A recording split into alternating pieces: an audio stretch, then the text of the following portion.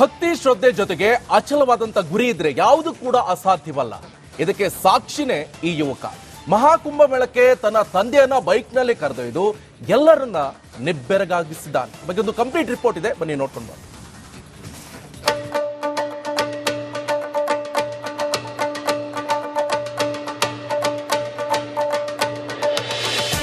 ಸಾಗರ 144 ವರ್ಷಕ್ಕೊಮ್ಮೆ ನಡೀತಾ ಇರೋ ಮಹಾಕುಂಭ ಮೇಳಕ್ಕೆ ಭಕ್ತ ಸಾಗರವೇ ಹರಿದು ಬರ್ತಿದೆ. ಪ್ರಯಾಗ್ರಾಜ್ನಲ್ಲಿ ನಡೀತಾ ಇರೋ ಜಗತ್ತಿನ ಅತಿ ದೊಡ್ಡ ಧಾರ್ಮಿಕ ಕಾರ್ಯಕ್ರಮಕ್ಕೆ ಕೋಟಿ ಕೋಟಿ ಹಿಂದೂಗಳು ಆಗಮಿಸುತ್ತಿದ್ದಾರೆ. ತ್ರಿವೇಣಿ ಸಂಗಮದಲ್ಲಿ ಪುಣ್ಯ ಸ್ನಾನ ಮಾಡಿ ಪುನೀತರಾಗ್ತಿದ್ದಾರೆ. ಬೈಕ್ನಲ್ಲೇ ತಂದೆಯನ್ನ ಕುಂಭಕ್ಕೆ ಕರೆದೊಯ್ದ ಪುತ್ರ. ಕೇವಲ 8 ದಿನಗಳಲ್ಲಿ ಕರುನಾಡಿಗೆ ತಂದೆ ಮಗ ವಾಪಸ್.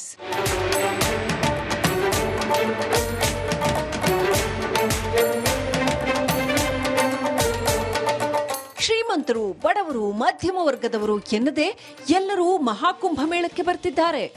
ದುಡ್ಡಿದ್ದವರು ವಿಮಾನದಲ್ಲಿ ತೆರಳಿದ್ರೆ ಬಡವರು ಟ್ರೈನ್ನಲ್ಲಿ ಹೋಗ್ತಿದ್ದಾರೆ. ಇನ್ನು ಮಧ್ಯಮ ವರ್ಗದ ಜನರು ಬಸ್, ಕಾರುಗಳಲ್ಲಿ ಹೋಗ್ತಿದ್ದಾರೆ. ಆಶ್ಚರ್ಯ ಅಂದ್ರೆ ಇಲ್ಲೊಬ್ಬ ಯುವಕ ಬೈಕ್ನಲ್ಲಿ ತನ್ನ ತಂದೆಯನ್ನ ಪ್ರಯಾಗ್ರಾಜ್ಗೆ ಕರೆದೊಯ್ದು ಮಹಾಕುಂಭದ ದರ್ಶನ ಮಾಡಿಸಿದ್ದಾನೆ.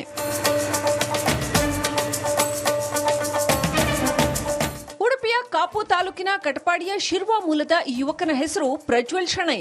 ವಯಸ್ಸು ಜಸ್ಟ್ 25. ವಯಸ್ಸು ಕಡಿಮೆಯಾದರೂ ಈತ ಮಾಡಿದ ಸಾಧನೆ ದೊಡ್ಡದು.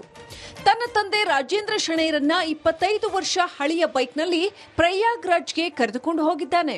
ನಾವು ಇಲ್ಲಿಂದ ಅದೇ ಬೈಕಲ್ಲಿ ಅಂದರೆ ರೂಟ್ ಹೇಗೆ ಅಂದರೆ ನಮ್ಮದು ಹುಬ್ಬಳ್ಳಿ ಸೋಲಾಪುರ ಆಗಿ ನಾಗ್ಪುರಿಂದ ವಯ ಜಬಲ್ಪುರ ಆ ರೂಟಿಂದ ಹೋದದ್ದು. ಮತ್ತೆ ದಾರಿ ಉದ್ದಕ್ಕೂ ನಮ್ಮ ಮಂಗಳೂರಾಗಲಿ ಕರಾವಳಿ ಭಾಗದವರು ಎಲ್ಲರೂ ನಮಗೆ ಸಪೋರ್ಟ್ ಮಾಡಿದ್ದಾರೆ. ಪೊಲೀಸ್ ಆಗಲಿ, UP ಪೊಲೀಸ್ ಆಗಲಿ, ಅಲ್ಲಿ ರಕ್ಷಣಾ ಇವರಾಗಲಿ ಯಾರು ಕೂಡ ನಮ್ಗೆ ಏನು ಇದು ಮಾಡೋದು ಎಲ್ಲ ಕೂಡ ಫ್ರೆಂಡ್ಲಿ ಆಗಿ ಅಂದರೆ ಒಂದು ಸಪೋರ್ಟ್ ಆಗಿ ನೀವು ಎಲ್ಲಿ ಬೇಕು ನಾವು ದಾರಿ ಕೇಳಿದರೆ ದಾರಿ, ರೂಮ್ ಇದು ಟೆಂಟ್ ಎಲ್ಲ ಎಲ್ಲಿ ಉಂಟು, ಸ್ನಾನ ಸಂಗಮ ಎಷ್ಟು ದೂರ ಉಂಟು, ಗಾಡಿ ಹೋಗ್ಬೋದಾ, ಪಾರ್ಕಿಂಗ್ ಎಲ್ಲಿ ಎಲ್ಲ ನಮ್ದೊಂದು ಸಣ್ಣ ಇದು ಸವಾಲುಗಳಿಗೂ ಕೂಡ ಅವರು ಏನು ಇದು ಮಾಡದೆ ನಮಗೆ ಅಂದರೆ ಆನ್ಸರ್ ಮಾಡಿದ್ದಾರೆ. ಫೆಬ್ರವರಿ 6ರಂದು ಮುಂಜಾನೆ 4 ಗಂಟೆಗೆ ಶಿರ್ವಾದಿಂದ ಹೊರಟ ತಂದೆ ಮಗ ಫೆಬ್ರವರಿ 10ರಂದು ತ್ರಿವೇಣಿ ಸಂಗಮಕ್ಕೆ ತೆರಳಿ ತೀರ್ಥ ಸ್ನಾನ ಮಾಡಿದ್ದಾರೆ. ಬಳಿಕ ಫೆಬ್ರವರಿ 13 ಅಂದ್ರೆ ಗುರುವಾರ ಶಿರ್ವಾಕ್ಕೆ ಹಿಂತಿರುಗಿ ಎಲ್ಲರನ್ನೂ ನಿಬ್ಬೆರಗಾಗಿಸಿದ್ದಾರೆ. ಅಲ್ಲಿ ಅಂದರೆ ಮಗನೊಟ್ಟಿಗೆ ಹೋಗೋದ್ರಲ್ಲಿ ನನಗೆ ಭಾರಿ ಖುಷಿ ಆಯಿತು. ಯಾಕೆಳಿದ್ರೆ ನಾನು ಮತ್ತೆ ಮಗ ಒಟ್ಟಿಗೆ ಹೋಗಿ ಅಲ್ಲಿ ಪುಣ್ಯ ಸ್ನಾನ ಮಾಡೋದು ಹೇಳಿದ್ರೆ ನಾವೇ ಒಂದು ಪುಣ್ಯವಂತರು. ಒಳ್ಳೆಯದಾಯಿತು. ಟ್ರೈನಲ್ಲೆಲ್ಲ ಟಿಕೆಟ್ ಸಿಗೋದಿಲ್ಲ ಹೇಳಿ ಗೊತ್ತಿತ್ತು, ನೋಡಿದೆವು. ಟ್ರೈನಲ್ಲೆಲ್ಲ ಟಿಕೆಟ್ ಸಿಗಲಿಲ್ಲ. ಮತ್ತು ಬೇರೆ ಯಾವುದಾದ್ರು ಅಂದರೆ ಬಸ್ನಲ್ಲಿ ಹೋಗೋದಂದ್ರೆ ನಮಗೆ ಬಸ್ನಲ್ಲಿ ಹೋಗ್ಲಿಕ್ಕೆ ಆಗ್ತಿರ್ಲಿಲ್ಲ. ಬಸ್ ಅಂದರೆ ಟ್ರಾವೆಲಿಂಗ್ ಸ್ವಲ್ಪ ಬಸ್ನಲ್ಲಿ ಒಂದು ಪ್ರಾಬ್ಲಮ್ ಇತ್ತು. ಬೈಕ್ನಲ್ಲಿ ಹೇಳಿದ್ರೆ ನಮಗೆ ನಾವು ಆಲ್ರೆಡಿ ಹೋಗ್ತಾ ಇದ್ದೇವಲ್ಲ, ಅದರಿಂದ ನಮಗೆ ಅದೇ ಸುಲಭ ಆಯಿತು ಬೈಕಲ್ಲಿ ಹೋಗ್ಲಿಕ್ಕೆ. ತಂದೆ ಮಗನ ಈ ಸಾಹಸ ನೋಡಿ ಪ್ರಜ್ವಲ್ ತಾಯಿ ಹಾಗೂ ಸಹೋದರಿ ತಾವೇ ಕುಂಭಮೇಳಕ್ಕೆ ಹೋದಷ್ಟು ಖುಷಿಯಾಗಿದ್ದಾರೆ. ಮಗನಿಗಂತ ಎಲ್ಲರೂ ಕೇಳ್ತಾ ಇದ್ರು, ನೀವು ಹೋಗುದಿಲ್ವಾ ಅಂತ ಎಲ್ಲರೂ ಅಂಗಡಿಗೆ ಬಂದು ಕೇಳ್ತಾ ಇರುವಾಗ ನಮ್ಮಿಂದ ಹೋಗ್ಲಿಕ್ಕೆ ಸಾಧ್ಯವಾ ಅಂತ ಎನಿಸ್ತಿದ್ದೇವೆ ನಾವು. ಒಂದು ಹಣಕಾಸಿನ ಪ್ರಾಬ್ಲಮ್ ಇರ್ಬೋದು, ಅಥವಾ ನಮಗೆ ಹೋಗುವಂಥದ್ದು ಅಷ್ಟೇನು ಸುಲಭ ಅಲ್ಲ ಅಷ್ಟು ದೂರ ಹೋಗಲಿಕ್ಕೆ. ಮಗನಿಗೊಂದು ಆಸೆ ಇತ್ತು, ಹೋಗ್ಬೇಕಾ ಅಮ್ಮ ಅಂತ ಕೇಳಿದ. ಒಬ್ಬನೇ ಹೋಗೋದು ಬೇಡ, ಅಪ್ಪನ ಜೊತೆ ಹೋಗು ಅಂತ ಹೇಳಿ ಕಳಿಸಿದ್ದೇನೆ. ಸ್ವಲ್ಪ ವ್ಯಾಪಾರದಲ್ಲಿ ಕೂಡಿಡ್ತೇವೆ, ಅವರ ಟ್ರಾವೆಲಿಂಗ್ ಅಂತಲೇ ಒಂದು ಸ್ವಲ್ಪ ಕೂಡಿಡ್ತೇವೆ ದಿವಸ ಅದನ್ನೇ ಕೊಟ್ಟು ಪಿಗ್ಮಿಗೆ ಹಾಕಿ ಅದನ್ನು ಕೊಟ್ಟು ಕಳಿಸ್ತೇವೆ. ದೂರ ಎಷ್ಟಾದರೇನು ಗುರಿ ಇರಬೇಕು, ಕಷ್ಟ ಎಷ್ಟಿದ್ದರೇನು ಗುರಿ ಮುಟ್ಟುವ ಛಲವಿದ್ರೆ ಯಾವುದೂ ಅಸಾಧ್ಯವಲ್ಲ.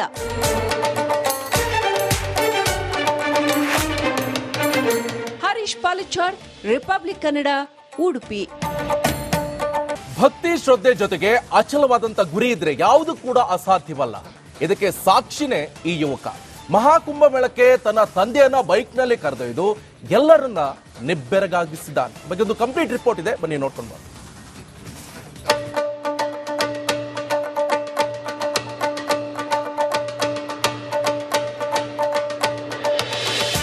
ಸಾಗರ 144 ವರ್ಷಕ್ಕೊಮ್ಮೆ ನಡೀತಾ ಇರೋ ಮಹಾಕುಂಭ ಮೇಳಕ್ಕೆ ಭಕ್ತ ಸಾಗರವೇ ಹರಿದು ಬರ್ತಿದೆ.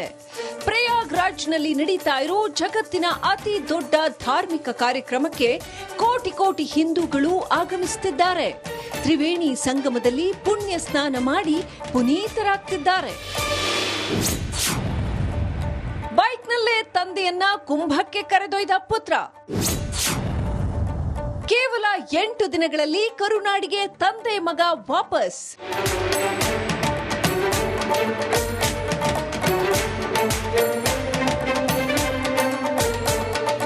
ಶ್ರೀಮಂತರು, ಬಡವರು, ಮಧ್ಯಮ ವರ್ಗದವರು ಎನ್ನದೇ ಎಲ್ಲರೂ ಮಹಾಕುಂಭ ಮೇಳಕ್ಕೆ ಬರ್ತಿದ್ದಾರೆ. ದುಡ್ಡಿದ್ದವರು ವಿಮಾನದಲ್ಲಿ ತೆರಳಿದ್ರೆ ಬಡವರು ಟ್ರೈನ್ನಲ್ಲಿ ಹೋಗ್ತಿದ್ದಾರೆ. ಇನ್ನು ಮಧ್ಯಮ ವರ್ಗದ ಜನರು ಬಸ್, ಕಾರುಗಳಲ್ಲಿ ಹೋಗ್ತಿದ್ದಾರೆ. ಆಶ್ಚರ್ಯ ಅಂದ್ರೆ ಇಲ್ಲೊಬ್ಬ ಯುವಕ ಬೈಕ್ನಲ್ಲಿ ತನ್ನ ತಂದೆಯನ್ನ ಪ್ರಯಾಗ್ರಾಜ್ಗೆ ಕರೆದೊಯ್ದು ಮಹಾಕುಂಭದ ದರ್ಶನ ಮಾಡಿಸಿದ್ದಾನೆ.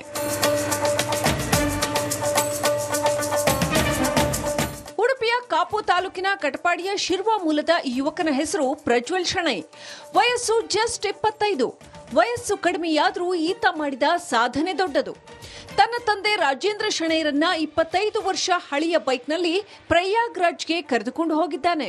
ನಾವು ಇಲ್ಲಿಂದ ಅದೇ ಬೈಕಲ್ಲಿ ಅಂದರೆ ರೂಟ್ ಹೇಗೆ ಅಂದರೆ ನಮ್ಮದು ಹುಬ್ಬಳ್ಳಿ ಸೋಲಾಪುರ ಆಗಿ ನಾಗ್ಪುರಿಂದ ವಯ ಜಬಲ್ಪುರ ಆ ರೂಟಿಂದ ಹೋದದ್ದು. ಮತ್ತೆ ದಾರಿ ಉದ್ದಕ್ಕೂ ನಮ್ಮ ಮಂಗಳೂರಾಗಲಿ ಕರಾವಳಿ ಭಾಗದವರು ಎಲ್ಲರೂ ನಮಗೆ ಸಪೋರ್ಟ್ ಮಾಡಿದ್ದಾರೆ. ಪೊಲೀಸ್ ಆಗಲಿ, UP ಪೊಲೀಸ್ ಆಗಲಿ, ಅಲ್ಲಿ ರಕ್ಷಣಾ ಇವರಾಗಲಿ ಯಾರು ಕೂಡ ನಮ್ಗೆ ಏನು ಇದು ಮಾಡೋದು ಎಲ್ಲ ಕೂಡ ಫ್ರೆಂಡ್ಲಿ ಆಗಿ ಅಂದರೆ ಒಂದು ಸಪೋರ್ಟ್ ಆಗಿ ನೀವು ಎಲ್ಲಿ ಬೇಕು ನಾವು ದಾರಿ ಕೇಳಿದರೆ ದಾರಿ, ರೂಮ್ ಇದು ಟೆಂಟ್ ಎಲ್ಲ ಎಲ್ಲಿ ಉಂಟು, ಸ್ನಾನ ಸಂಗಮ ಎಷ್ಟು ದೂರ ಉಂಟು, ಗಾಡಿ ಹೋಗ್ಬೋದಾ, ಪಾರ್ಕಿಂಗ್ ಎಲ್ಲಿ ಎಲ್ಲ ನಮ್ಮದೊಂದು ಸಣ್ಣ ಇದು ಸವಾಲುಗಳಿಗೆ ಕೂಡ ಅವರು ಏನು ಇದು ಮಾಡದೆ ನಮಗೆ ಅಂದರೆ ಆನ್ಸರ್ ಮಾಡಿದ್ದಾರೆ. ಫೆಬ್ರವರಿ 6ರಂದು ಮುಂಜಾನೆ 4 ಗಂಟೆಗೆ ಶಿರ್ವಾದಿಂದ ಹೊರಟ ತಂದೆ ಮಗ ಫೆಬ್ರವರಿ 10ರಂದು ತ್ರಿವೇಣಿ ಸಂಗಮಕ್ಕೆ ತೆರಳಿ ತೀರ್ಥ ಸ್ನಾನ ಮಾಡಿದ್ದಾರೆ. ಬಳಿಕ ಫೆಬ್ರವರಿ 13 ಅಂದ್ರೆ ಗುರುವಾರ ಶಿರ್ವಾಕ್ಕೆ ಹಿಂತಿರುಗಿ ಎಲ್ಲರನ್ನೂ ನಿಬ್ಬೆರಗಾಗಿಸಿದ್ದಾರೆ. ಅಲ್ಲಿ ಅಂದರೆ ಮಗನೊಟ್ಟಿಗೆ ಹೋಗೋದ್ರಲ್ಲಿ ನನಗೆ ಭಾರಿ ಖುಷಿ ಆಯಿತು. ಯಾಕೆಳಿದ್ರೆ ನಾನು ಮತ್ತು ಮಗ ಒಟ್ಟಿಗೆ ಹೋಗಿ ಅಲ್ಲಿ ಪುಣ್ಯ ಸ್ನಾನ ಮಾಡೋದು ಹೇಳಿದ್ರೆ ನಾವೇ ಒಂದು ಪುಣ್ಯವಂತರು. ಒಳ್ಳೆಯದಾಯಿತು. ಟ್ರೈನಲ್ಲೆಲ್ಲ ಟಿಕೆಟ್ ಸಿಗೋದಿಲ್ಲ ಹೇಳಿ ನೋಡಿದೆವು, ಟ್ರೈನಲ್ಲೆಲ್ಲ ಟಿಕೆಟ್ ಸಿಗಲಿಲ್ಲ. ಮತ್ತು ಬೇರೆ ಯಾವುದಾದ್ರು ಅಂದರೆ ಬಸ್ನಲ್ಲಿ ಹೋಗೋದಂದ್ರೆ ನಮಗೆ ಬಸ್ನಲ್ಲಿ ಹೋಗ್ಲಿಕ್ಕೆ ಆಗ್ತಿರ್ಲಿಲ್ಲ. ಬಸ್ ಅಂದರೆ ಟ್ರಾವೆಲಿಂಗ್ ಸ್ವಲ್ಪ ಬಸ್ನಲ್ಲಿ ಒಂದು ಪ್ರಾಬ್ಲಮ್ ಇತ್ತು. ಬೈಕ್ನಲ್ಲಿ ಹೇಳಿದ್ರೆ ನಮಗೆ ನಾವು ಆಲ್ರೆಡಿ ಹೋಗ್ತಾ ಇದ್ದೇವಲ್ಲ, ಅದರಿಂದ ನಮಗೆ ಅದೇ ಸುಲಭ ಆಯಿತು ಬೈಕಲ್ಲಿ ಹೋಗ್ಲಿಕ್ಕೆ. ತಂದೆ ಮಗನ ಈ ಸಾಹಸ ನೋಡಿ ಪ್ರಜ್ವಲ್ ತಾಯಿ ಹಾಗೂ ಸಹೋದರಿ ತಾವೇ ಕುಂಭಮೇಳಕ್ಕೆ ಹೋದಷ್ಟು ಖುಷಿಯಾಗಿದ್ದಾರೆ. ಮಗನಿಗಂತ ಎಲ್ಲರೂ ಕೇಳ್ತಾ ಇದ್ರು, ನೀವು ಹೋಗುದಿಲ್ವಾ ಅಂತ ಎಲ್ಲರೂ ಅಂಗಡಿಗೆ ಬಂದು ಕೇಳ್ತಾ ಇರುವಾಗ ನಮ್ಮಿಂದ ಹೋಗ್ಲಿಕ್ಕೆ ಸಾಧ್ಯವಾ ಅಂತ ಎನಿಸ್ತಿದ್ದೇವೆ ನಾವು.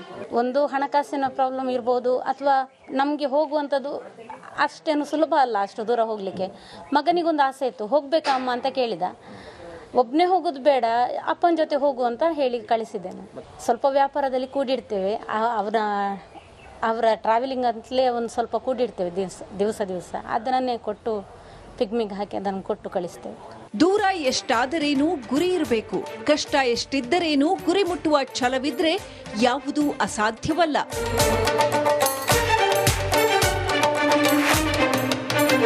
ಹರೀಶ್ ಪಾಲಿಚಾರ್, ರಿಪಬ್ಲಿಕ್ ಕನ್ನಡ, ಉಡುಪಿ.